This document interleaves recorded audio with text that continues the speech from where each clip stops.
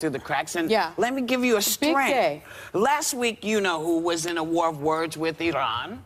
And now he says he's willing to sit and talk to Iranian leaders with no preconditions, kind of like he did with Kim Jong-un. Now, he may want to finish that conversation first because North Korea is still building nukes, according to new reports. Right. So why is he suddenly willing to chat? Could this be more smoke and mirrors? Yes. Well, he wants to chat because he doesn't want to chat about Manafort, who is on trial today. It just started, and he's looking at life in prison. And when someone's looking at life in prison, he may think that the pardon is coming, but if Trump is impeached, there is no pardon coming. And so that causes someone to sing like a butterfly. Remember how bird. right when he took office, he kept doing campaigning events, even though he had the presidency. He liked the campaigning rather than the job. That's kind of what's happening here. He loves the optic things of these. It looks good to be friends with these countries. He likes the moment where you take pictures, but then when the work of following up on any deals or conversations, he doesn't want to do that part. So he keeps moving on to new countries. To me, I think that's a really valid point. He's like a child. You know, when you talk to a child, they're only in the moment. You say, what happened at school yesterday? They don't want to talk about it. That's yesterday.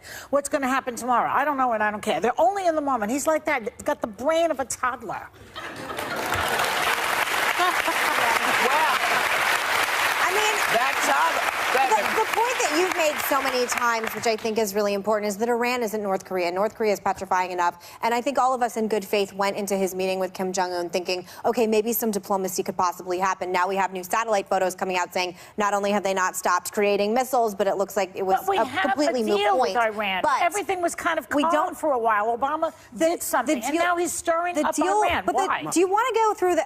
You know what? Do you want to go through the Iran deal? Because the Iran deal is the #1 thing that I was petrified by the Obama administration. The idea that we could ever trust a country where the people go out in the streets and scream death to America, death to Israel, right? Death to Israel on the missiles that they dropped. They were constantly the idea that we could have ever in any administration anyway trust Iran right now. So if you trust Iran, okay, we trust Iran under Obama. They weren't trusting; they were verifying. But you were fine with the Iran deal. Well, they said that for 10 years they couldn't build a nuclear weapon. That sounded okay. Well, so if you believe that, build it tomorrow. That's insane. That is insane. The idea that we could trust this adversarial country. They're verifying. I don't know. I'm sorry. That's such ridiculous spin, and it was ridiculous spin from the beginning because we cannot trust Iran ever. Well, it seems right now we can't trust anybody. Wait. This is a good question, though. So there's no room for diplomacy with Kim Jong-un when Trump does it, but there is room for diplomacy when Obama does it with Iran. We have to be consistent with it. Well, here's the thing. Here's why there's no room for diplomacy with Kim Jong-un. Who said that? I thought you were petrified at the time when it happened. You did not want Trump to go out. That was not diplomacy. That was name-calling at the time. But it's ridiculous to think that because Obama does it, it's okay, and when Trump does it, it's okay. No. I'm against it all the way around. That is diplomacy. No, I'm against having any conversation with Iran in any capacity whatsoever while they're still screaming death to America, death to Israel. Then here's the problem I think you're going to have with whoever is in. Because there's always somebody screaming death to America. Always. Somebody's we don't need to be giving them hold on. Let me billions of dollars in unmarked bills. We have given billions of dollars around the world to all kinds of folks. My issue is not that everybody wanted to deal with Iran, but we like the idea of dealing and not fighting. Then with this logic, Trump should be with Iran right now.